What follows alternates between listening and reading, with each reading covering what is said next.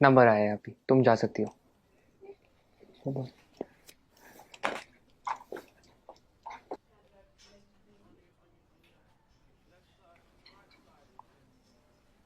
आप software engineer हो क्या?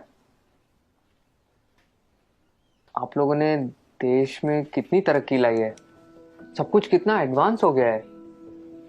थैंक्स। आप लोगों को देख के तो मैं एकदम हैरान हो जाता हूँ।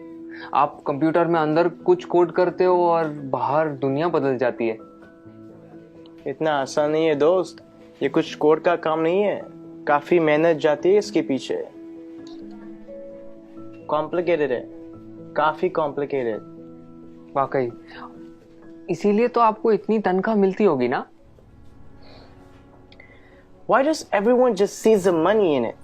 इसके पीछे की मेहनत कोई नहीं देखता। हम हिंदुस्तानियों की सोच ही छोटी है। Just because मैं पूरा दिन एसी ऑफिस में होता हूँ और ऑब्वियसली मुझे पसीना तो आता ही नहीं होगा, राइट? आप लोगों को ताकत यूज करनी होती है, हमें दिमाग लगाना होता है। ये बाल सफेद ऐसे ही नहीं होते। Let me give you an example.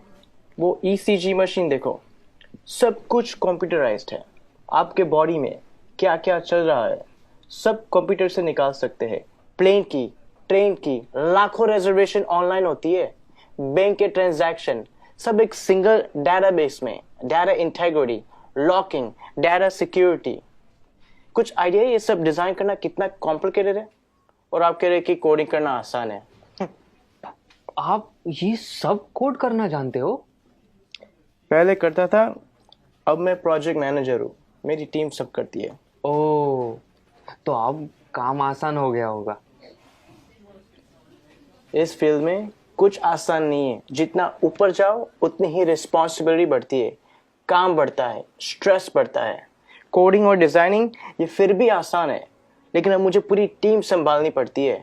10 लोगों को हर रोज जवाब देना होता है, क्वालिटी मेंटेन करनी होती है। 2 घंटे ईमेल ना चेक करूं तो लोग पैनिक करने लगते हैं। एक साइड से रिजल्ट का प्रेशर होता है और दूसरी साइड को कस्टमर को रिप्लाई करना होता है। रिक्वायरमेंट्स बदलती रहती है और यूजर्स को कुछ और चाहिए होता है, और आपका बॉस कभी सेटिस्फाइड नहीं रहता। दोस्त, शायद तुम्हें पता नहीं है टेंशन और प्रेशर साथ में हैंडल करना कैसे होता है। मुझे पता है सर, टेंशन और प्रेशर दोनों साथ में हैंडल किया है। 6 साल पहले की बात है। हम लगभग 30 लोग रात के 3 बजे पॉइंट 4875 को कैप्चर करने के लिए बढ़ रहे थे। दुश्मन ऊपर से फायरिंग कर रहा था। अगली गोली किसके नाम पे लिखी थी पता नहीं था। उजाले से पहले हमें वहां पहुंचना था। वक्त काफी कम था हमारे पास। होश तो तब आया जब अगले दिन हम चोटी पर तिरंगा लहरा रहे थे, और तब हम बचे 30 नहीं, 4 लोग थे। आप Subedar Sushant from 13 Jammu and Kashmir Rifles on duty at peak 4875 in Kargil. मुझे बताया गया है कि मेरी टर्म पूरी हो गई है और अब मुझे सॉफ्ट असाइनमेंट का ऑप्शन दिया जाएगा। पर आप ही बताइए सर, काम आसान करने के लिए कोई अपनी ड्यूटी छोड़ सकता है क्या? उस दिन हमारा एक जवान दोस्त बर्फ में जख्मी पड़ा था। उस पर दुश्मन की गोलियां चल रही थी। हम सब बंकर के पीछे छुपे हुए थे। उसे बचाना मेरा कर्तव्य था और मैं उसे बचाने जाने वाला था, मगर मेरे कप्तान ने मना किया और कहा कि तुम नहीं जाओगे। मैंने इस यूनिफॉर्म में सबसे पहली कसम ये ली थी कि देश की सुरक्षा के बाद मेरे आदमियों की सुरक्षा सर्वोपरि है। ये कह के वो खुद चले गए। उस जख्मी जवान को बचाते बचाते हमारे कप्तान शहीद हो गए। उस दिन से जब भी मैं बॉर्डर पर होता हूं, उन गोलियों की आवाज और कप्तान का आखिरी चेहरा मेरे सामने आता है। वो गोलियां शायद मेरे लिए थी।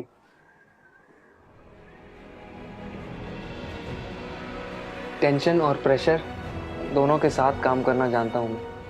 Sir, can you please go on? Yeah, sure. It was nice meeting you. Thank you for your service. जय हिंद। जय हिंद।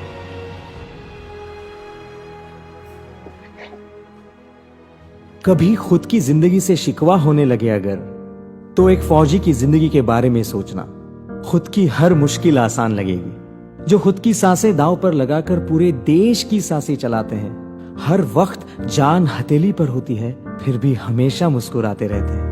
जिन्होंने डर को भी डराया है और देश के लिए जीना क्या होता है, ये इन सरहद के पहरेदारों ने हमें सिखाया है।